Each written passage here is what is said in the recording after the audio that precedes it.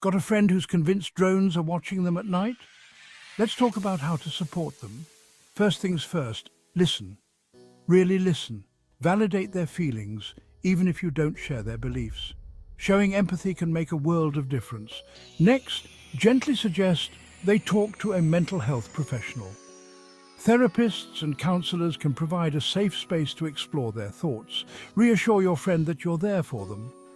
Sometimes knowing someone cares can be incredibly comforting. Offer distractions like hobbies or exercise to shift their focus away from their fears.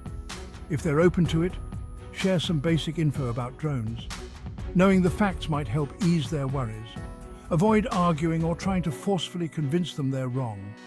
Instead, be supportive and understanding. Keep an eye on their well-being. If things get worse, it might be time to seek further help. Involve trusted family or friends if appropriate.